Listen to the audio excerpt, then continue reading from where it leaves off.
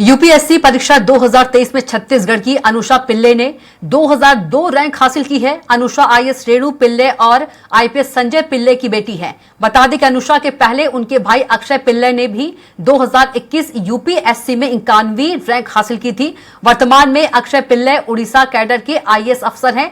Swaraj express संवाददाता दिलीप साहू ने अनुषा से खास बातचीत की है। अनुषा ने कहा कि कड़ी मेहनत और लगन के साथ प्रयास करने से कामयाबी मिली है। इसके साथ ही उन्होंने सफलता का श्रेय अपने माता पिता और भाई को दिया है।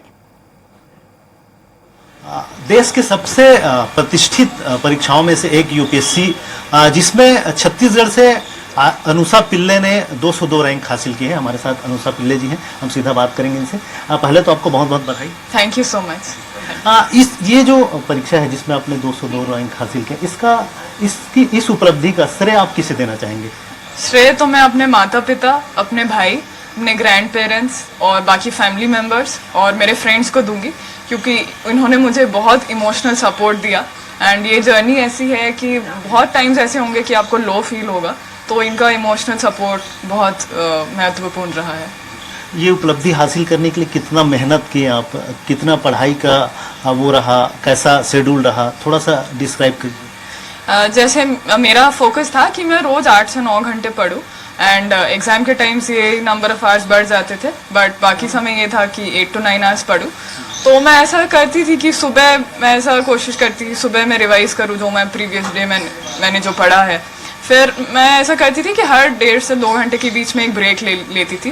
तो इससे ये होता कि माइंड भी थोड़ा फ्रेश रहता है एंड और अच्छी एफिशिएंसी से अब हम स्टडी कर सकते हैं। एंड मेरे डेली रूटीन में ये भी था कि कुछ फिजिकल एक्टिविटी बहुत ज़रूरी था मेरे लिए। तो मुझे बैडमिंटन खेलने का शौक है, तो वो मैंने कंटिन्यू किया through out the preparation. Preparation के साथ ही साथ आप खेल और दूसरी चीज़ों पर भी ध्यान दिए ताकि जो तनाव है वो दूर। हाँ, उससे तनाव भी दूर होता है, क्योंकि आप जैसे मेरा एक्सपीरियंस है कि आप कोई स्पोर्ट खेल रहे तो उस समय आप उसी के बारे में सोच रहे हो, स्पोर्ट के बारे में। आप ये नहीं सोच रहे एग्जाम के बारे में या दूसरी टेंशन के बारे में।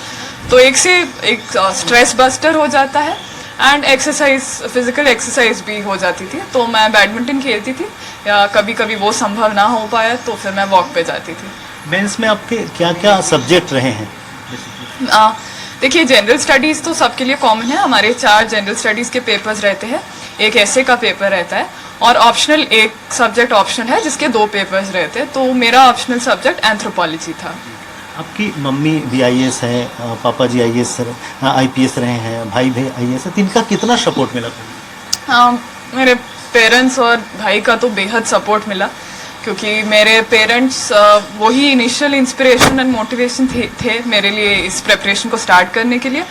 एंड बहुत सपोर्ट था, जैसे कभी लो लगता था या अच्छा नहीं लगता था तो उन लोग बात कर लेते थे। मेरा भाई भी बहुत सुनता था कि अगर कुछ प्रॉब्लम हो रहा था प्रिपरेशन के दौरान, एंड काफ़ी इमोशनल सपोर्ट दिए।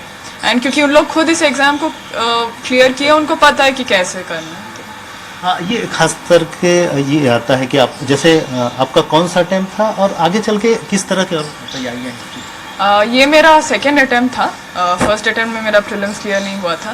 तो आगे मैं यही देखती हूँ कि मैं एक रेस्पॉन्सिबल सिविल सर्वेंट बन सकूँ। तो ये थी अनुषा पिल्ले। इनका कहना है कि जिस तरह से आप एक सिद्धांत तय करके अगर इसकी तैयारी करेंगे तो निश्चित तौर पे सफलता मिलेगी। कैमरा पर्सन भूपेंद्र के साथ स्वराज एक्सप्रेस के लिए रायपुर से दिलीप साहू।